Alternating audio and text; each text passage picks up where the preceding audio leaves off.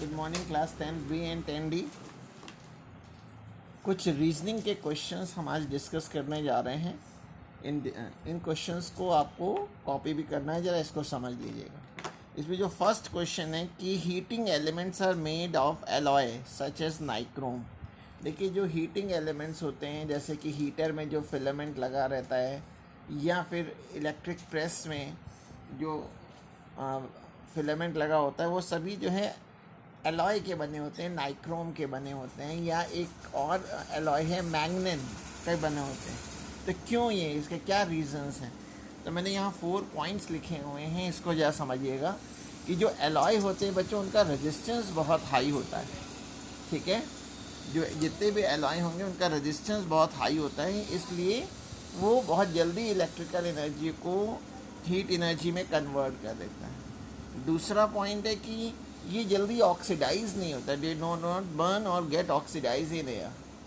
Third point है कि इनका मेल्टिंग पॉइंट जो है बहुत हाई होता है, ये बहुत जल्दी मेल्ट नहीं करते हैं जितने भी एलॉयज़ होते हैं, मोर देन 2200 डिग्री सेल्सियस पे जाकर के कहीं ये मेल्ट करते हैं।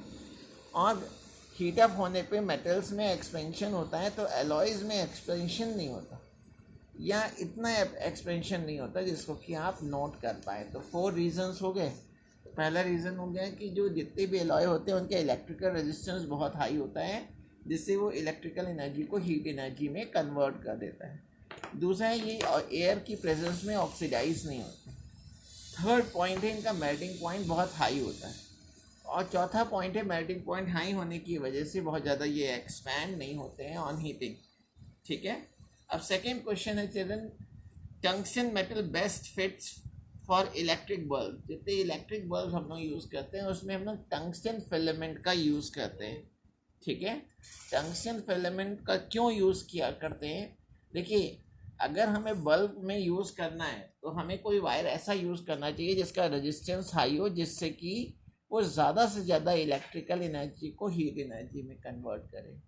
और जब कोई फिलामेंट गर्म होते होते उसका टेम्परेचर 2200 डिग्री सेल्सियस से ज़्यादा हो जाता है, तो वो लाइट इमिट करने लग जाता है, वो ग्लो करने लग जाता है। ठीक है, तो उसके लिए हम लोग टंगस्टन को प्रिफर करते हैं। तो उसमें फर्स्ट पॉइंट है, क्यों टंगस्टन का यूज़ करते हैं इलेक्ट्रिक बल्ब में। तो पहली चीज़ मैंने आपको बताया, ड्यू टू हाई रेजिस्टेंस, जो टंगस्टन होता है उसका रेजिस्टेंस बहुत हाई होता है, इसलिए वो इलेक्ट्रिकल एनर्जी को हीट एनर्जी में कन्वर्ट कर देता है। और जब बहुत अधिक हीट प्रोड्यूस होती है तो बहुत हाई टेम्परेचर पे यही बल्ब जो है वो लाइट एनर्जी में कन्वर्ट होने लग जाती है। फिर सेकेंड पॉइंट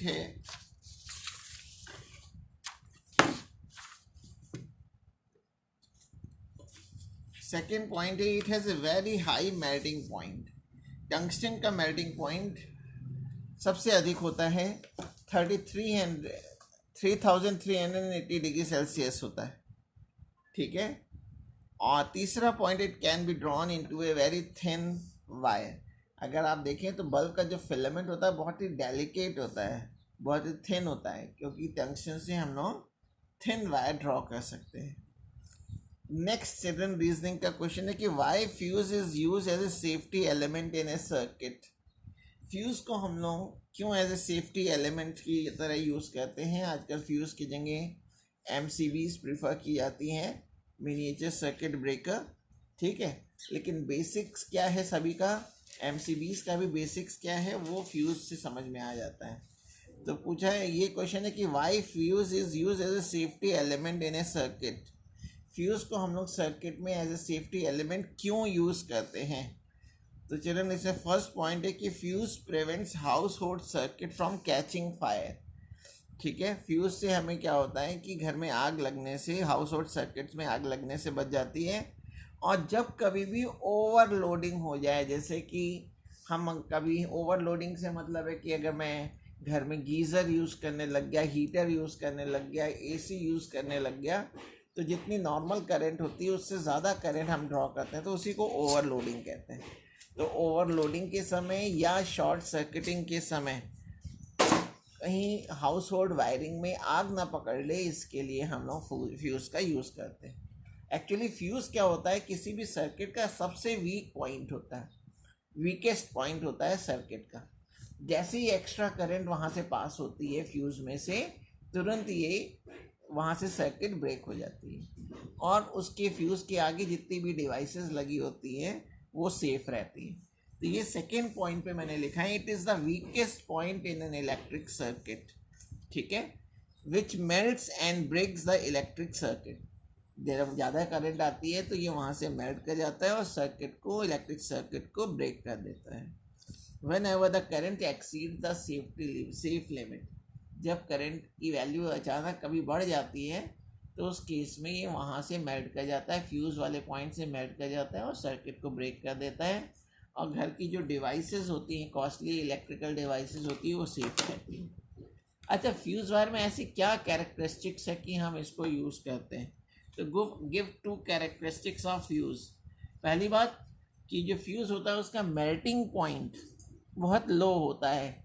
जो कॉपर मेटल्स होता है, हम लोगों के घर में जो वायरिंग होती है उसमें कॉपर वायर का यूज़ करते हैं, कॉपर से कम होता है मेल्टिंग पॉइंट फ्यूज़ का, ठीक है। क्यों? क्योंकि जो फ्यूज़ वायर होता है वो जनरली एलॉय के बनाए जाते हैं, उस एलॉय में 36% लेड होता है और 64% टिन होता है। सेकेंड पॉइंट याद रखिएगा कि जो फ्यूज़ होते हैं उनका रेजिस्टेंस हाई होता है, it has a high resistance, ठीक है। तो ये 2 पॉइंट्स हैं। इसके अलावा कुछ और रीजनिंग के क्वेश्चंस भी हम लोगों को देखने हैं। नेक्स्ट क्वेश्चन है कि why is electrical energy distributed in parallel.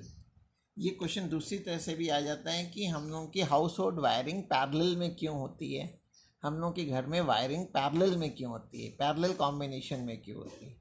देखिए, पैरेलल कॉम्बिनेशन का एक एडवांटेज ये है कि पैरेलल कॉम्बिनेशन में जब हम किसी एक पर्टिकुलर स्विच को ऑन करते हैं या ऑफ करते हैं तो बस उसी डिवाइस पे इफेक्ट पड़ता है, पूरे सर्किट पे कोई इफेक्ट नहीं पड़ता, ठीक है।